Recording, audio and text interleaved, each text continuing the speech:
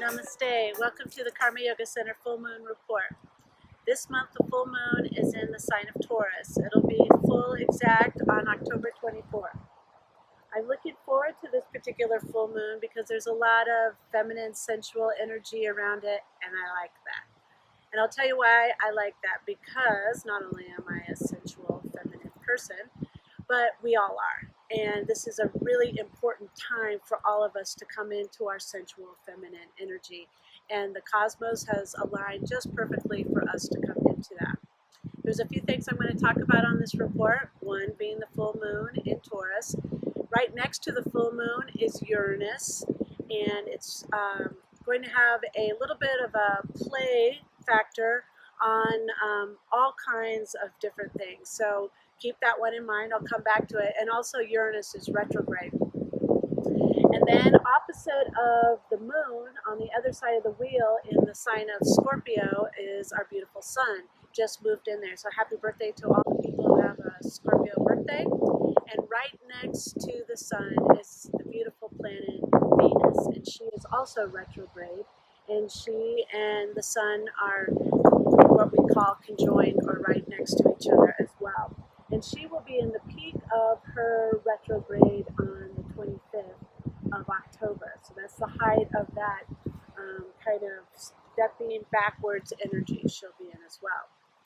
And then the last two pieces I want to talk about are the north and south nodes of the moon, which are squaring both the sun and the moon, so therefore also squaring Uranus and Venus. The north node of the moon is in the last degrees of, or actually really the early degrees of the sign of Leo, and the south node of the moon is in the early degrees of the sign of Aquarius, and they are going to be making a big power play right on election day, but we'll talk about that in a minute. They'll be moving into a new axis of Cancer and Capricorn. So let's first go back to the moon in Taurus. The moon is naturally home in the sign of Cancer, but many astrologers believe that she's very much exalted when she lands in the sign of Taurus. And exalted just means that she's allowed to shine or be showcased. And an example of this might be when I'm home, I like to get in my jammies and curl up in my chair and read my book. I'm naturally at ease there. But when I'm exalted might be when I'm at the studio in front of my class teaching. I'm in my highest self or my highest light, showcasing. So the moon is in Taurus and she's exalted. She's doing that. The moon is our inner child, and it's our inner voice, how we talk to ourselves internally, the little voice in our head, how we review our feelings at the end of the day is very much moon energy.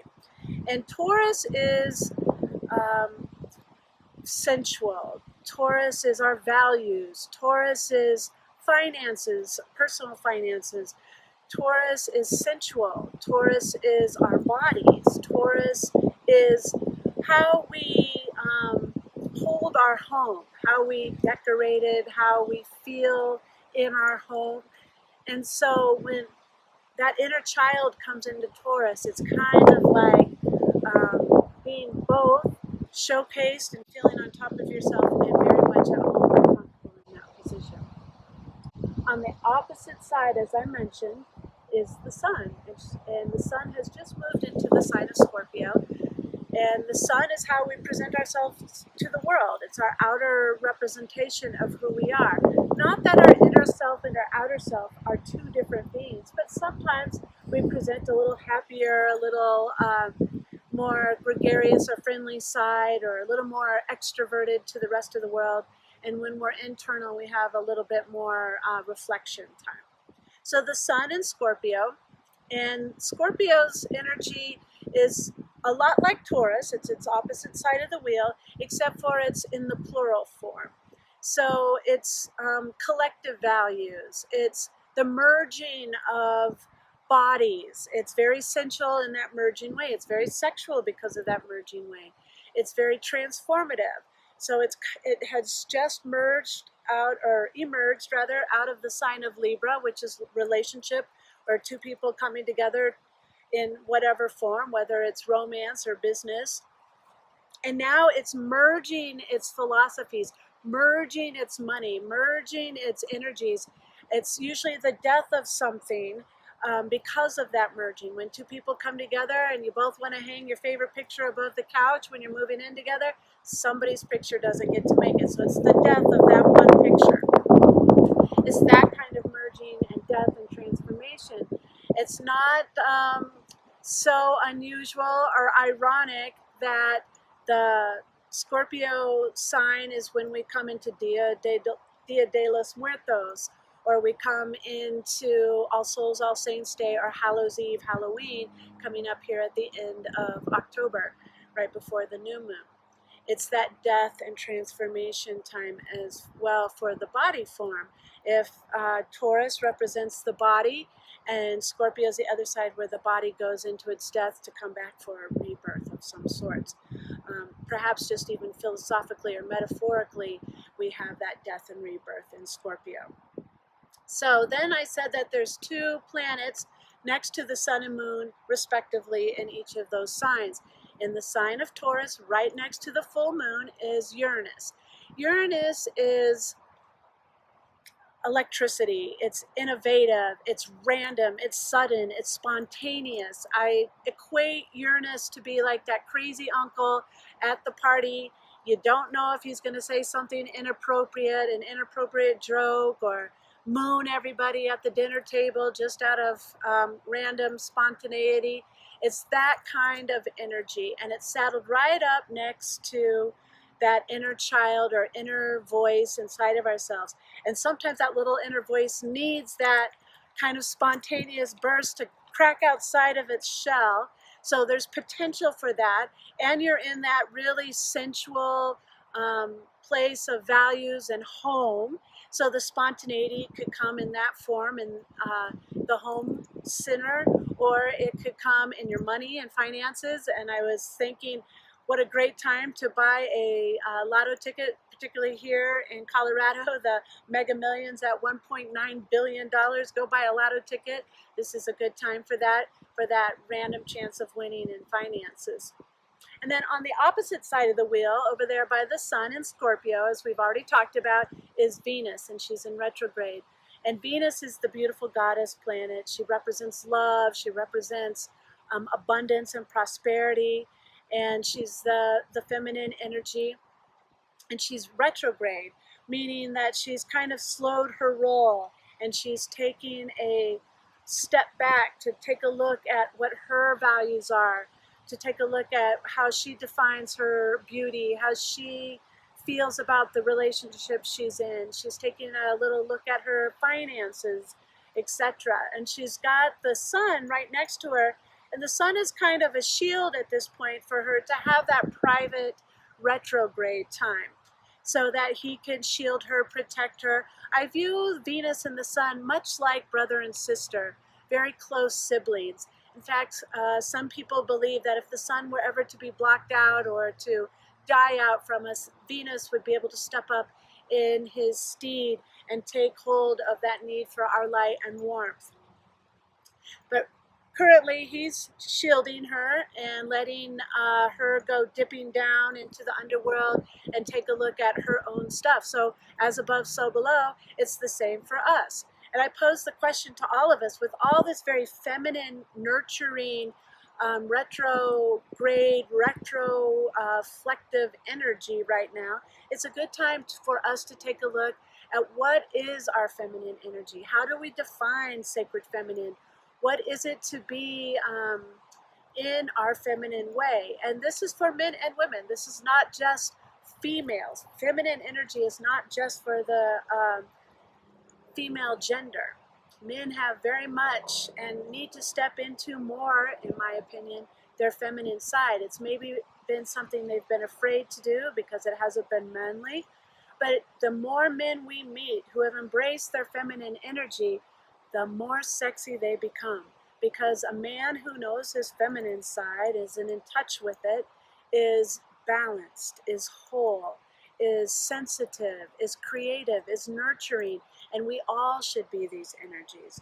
And same for women. This is a time for us to look at what do we say our feminine energy is. The times are changing, and rightfully so. And so as we're moving and shifting, as the patriarch is crumbling and fading, and it is, and the matriarch is redefining itself, it's not for us to, be the ball-busting bitches of the world. It's a time for us to redefine what is feminine energy for everybody. How can it be nourishing and wholesome for the good of the whole? So women, what does that mean to you?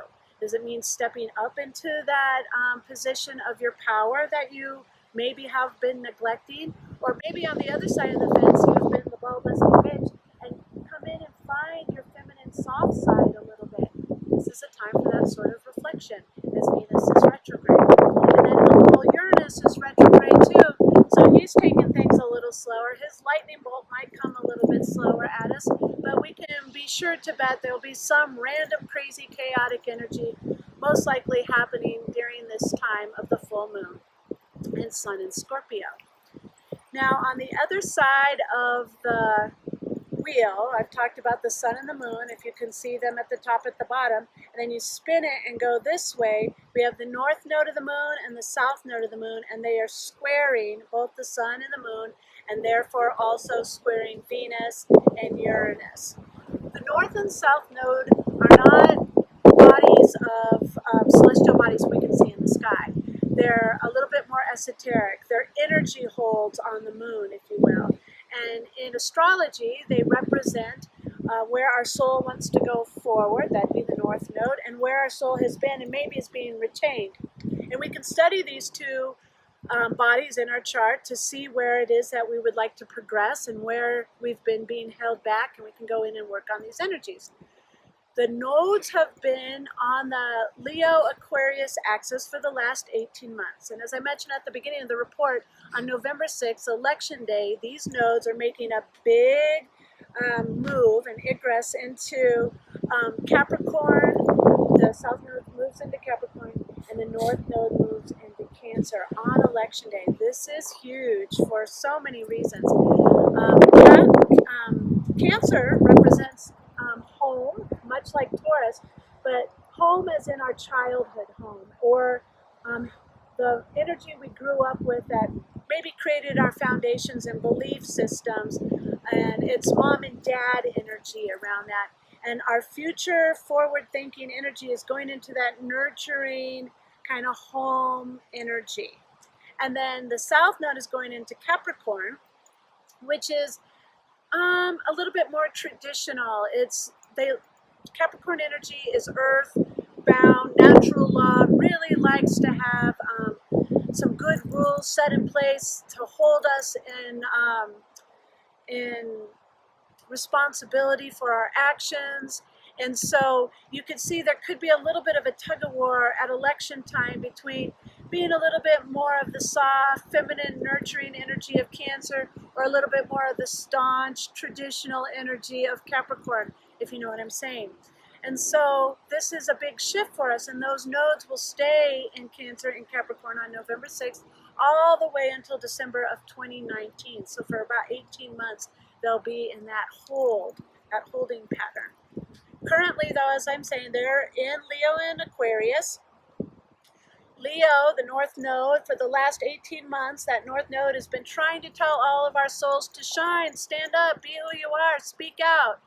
And then the south node, our soul where it's been in the past, has been in Aquarius, and it's saying reinvent some of those old patterns, shake off some of those old patterns, change your ways a little bit. And just now, it's at the last little bits of that energy squaring the sun and the moon that are in this very sensual, seductive, merging, transformative time. At the last bit before this election, we've got some great opportunities for us to do some big shift personally and collective. That's both Taurus is the personal, Scorpio is the collective philosophies around that. And in the feminine way, think about the sacred feminine. That would be my posed question for this report. What is that to you? And take this reflective time Venus retrograde to really take a look at that and define it. Have conversations with your friends and family about what that means. And then also, while we're in that Scorpio energy of that decay, that letting go, like the leaves are letting go of the branches on the tree, it's time for them to fall off. It's time for the death of those energies. What is time to die off in your life? What is needing a natural, slow death and just let it kind of decay and go away without a fight and without a struggle? For me, I know that there's a lot of energy around what I feel I have to be in control of all the time. Those would be some of the philosophies I think I could let go of and soften around those a little bit. So I invite you to do a little reflection with these planets in retrograde. It's kind of a little retrograde season. Prepare yourself around the definition of the sacred feminine, what that means to you. Enjoy home time and family time. This is a cozy time. But it's also a time for that tough love. It's a good time to look at our relationships. And maybe that's where we let some of the death of things come off, is where are things not working in relationship, and have honest conversations, a little tough love conversation around that, and let some of those things fade away. Blessings to you at this time. And in 2 weeks' time, right around the new moon and right around election time, and right around the daylight savings time, we will have the new moon report with Michael. Blessings and be well. Namaste.